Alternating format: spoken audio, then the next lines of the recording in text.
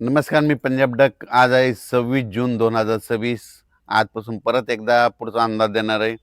राज्यातल्या सर्व शेतकऱ्याला सांगू इच्छितो की कालपर्यंत 26 म्हणजे 25 पर्यंत राज्यामध्ये विविध भागामध्ये खूप पाऊस झाला. काही नद्या नाल्याला पूर आले. मुक्ताईनगर झालं, इकडं परभणी जिल्ह्यात, इकडं हिंगोली जिल्ह्यात औंढ्याकडं, इकडं अमरावतीकडं, अकोल्याकडं, बुलढाण्याकडं, घाटाच्या खाली बऱ्याच ठिकाणी पाऊस पडला आणि पूर देखील आले. आणि आता मग काही काही भाग त्याच्यामधून देखील वंचित राहिले आहेत. तर मग राज्यातल्या सर्व शेतकऱ्याला आणखीन एक अंदाज देणार आहे. शेतकऱ्यांना घाबरू नका, सगळीकडेच पाऊस पडणार आहे. म्हणजे आजपासून परत पावसाचा जोर वाढणार आहे. 26 पासून ते 1 तारखेपर्यंत दररोज अशा वेगवेगळ्या भागात चांगला पाऊस पडणार आहे. आज देखील पूर्व विदर्भ, पश्चिमी विदर्भ, मराठवाडा, उत्तर महाराष्ट्र, कोकणपट्टी, खानदेश, घाटमाता, त्याच्यानंतर पश्चिम महाराष्ट्रामध्ये सगळीकडं वेगवेगळ्या भागात असा दुपारनंतर बऱ्याच ठिकाणी पाऊस देखील सुरुवात होणार आहे. सर्वदूर एकदाच येणार नाही, पण भाग बदलत बदलत सुरुवात होणार आहे. म्हणून हे अंदाज लक्षात घ्यायचा. असाच पाऊस काय होणार आहे म्हणजे 26, 27, 30, 31, 30 तारखेपर्यंत चांगला वेगवेगळ्या भागात पडणार आहे. म्हणून हा अंदाज लक्षात घ्यायचा. पण सर्वप्रथम आणखीन जुलैच्या पहिल्या आठवड्यात मात्र सगळ्यांसाठी एक सूचना, मुंबईकर, पुणे आणि उत्तर महाराष्ट्रातल्या शेतकऱ्याला सांगू इच्छितो की 2 जुलै ते 8 जुलैच्या दरम्यान मुंबईकडं मग काही ठिकाणी अतिवृष्टी होईल. म्हणजे इतका पाऊस पडेल की आतापर्यंत मुंबईला इतका पाऊस कधीच नाही, असा पाऊस ते पाऊस येणार आहे. म्हणून मुंबई, पुणे, उत्तर महाराष्ट्रातल्या शेतकरी हा अंदाज लक्षात घ्यायचा.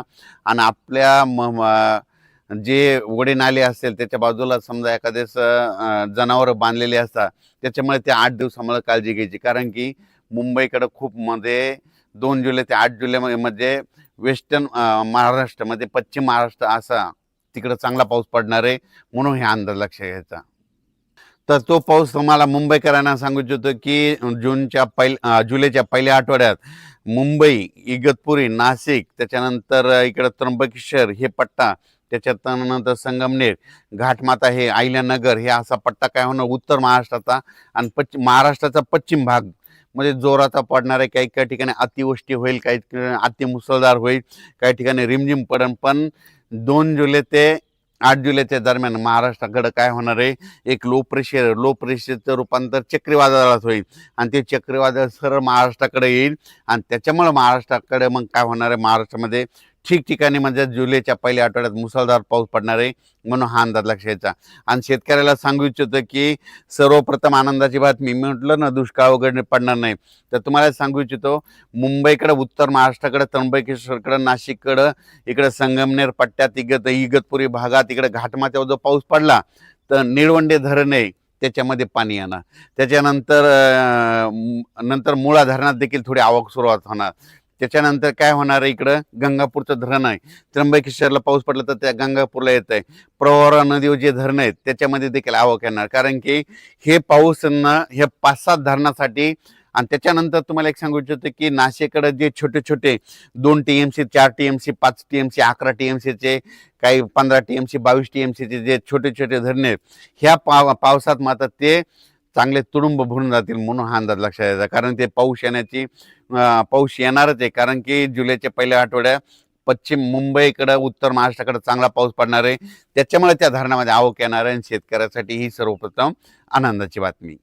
तर जुलैच्या पहिल्या आठवड्यात, आता तर हे पाऊस पडणार ते 30 जूनपर्यंत, पण जुलैच्या पहिल्या आठवड्यात मुंबई, त्र्यंबकेश्वर, नाशिक, त्याच्यानंतर अहिल्यानगर, संभाजीनगर, संगमनेर पट्टा, घाटमाता, पुणे ह्या परिसरात मुसळधार पाऊस पडणार आहे. त्याच्यामुळं हे तिकडला प्रश्न मिटल. पण त्याच्यानंतर काय झालं, पश्चिम महाराष्ट्रामध्ये सोलापूर जिल्हा, सांगली जिल्हा, त्याच्यानंतर साताराच्या इकडला पूर्वेकडील भाग, बऱ्याच शेतकऱ्याचे फोन आले. कोल्हापूर, सांगली, आटपाडी, त्याच्यानंतर डाळिंबपट्टा, कासेगावमध्ये द्राक्षपट्टा, त्या भागात काय झालं, शेतकऱ्याचे फोन आले होते. पण काल कासेगावला सुद्धा पाऊस सुरू झाला, पंढरपूरला देखील पाऊस झाला. आणि सोलापूर जिल्ह्यातले सांगू इच्छितो की सोलापूरकडे देखील पाऊस येणार आहे. आता म्हणजे आज 26 ते 30च्या दरम्यान चांगला तुमच्याकडे जर की पाऊस पडणार आहे. तुमच्याकडे दुष्काळ वगैरे पाऊस पडणार नाही.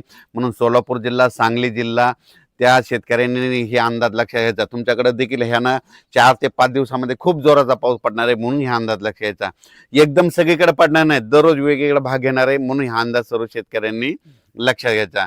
त्याच्यानंतर मराठवाड्याकडं बीड जिल्हा, लातूर जिल्हा, परभणी जिल्हा, जालना जिल्हा, संभाजीनगर, संभाजीनगर, नांदेड जिल्हा, हिंगोली जिल्हा आजपासून म्हणजे आज 26 ते 30च्या दरम्यान चांगला पाऊस पडणार आहे. पण जुलैच्या पहिल्या आठवड्यात देखील चांगला पाऊस पडणार आहे. म्हणून ह्या मराठवाड्यातल्या शेतकऱ्यांनी घाबरून जाऊ नये. ज्या भागात आणखीन थोडेफार गावं वंचित राहायचे असतील आज देखील त्या भागात पाऊस पडणार आणि तुमच्या देखील पेण्या होतील. म्हणून हे देखील सर्व शेतकऱ्यांना लक्षात. विदर्भ, पूर्व विदर्भ आणि पश्चिम विदर्भ, पूर्व आणि पश्चिम विदर्भामध्ये आज देखील वेगवेगळ्या भागात चांगला पाऊस पडणार. कुठं उडे नाले वाहतील, कुठं रिमझिम पडेल, कुठं पेंडवलता पडेल, पण पाऊस पडणार आणि सगळ्या शेतकऱ्याला जीवदान ठरणार आहे.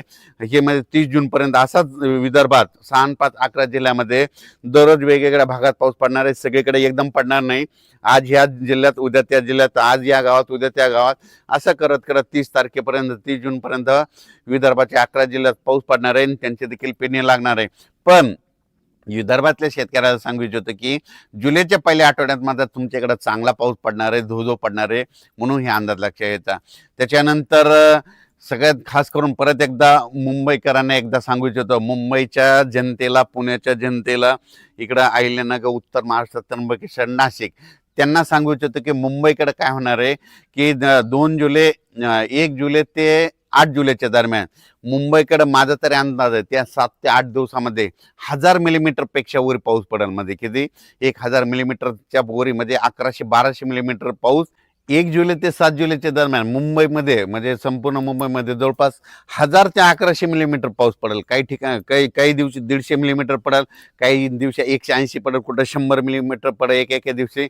असं करत 7 दिवसामध्ये इतका पाऊस पडणार आहे. म्हणून मुंबईकरांनी म्हणजे त्या 8 दिवसामध्ये सतर्क राहावे, माझी ही विनंती आहे.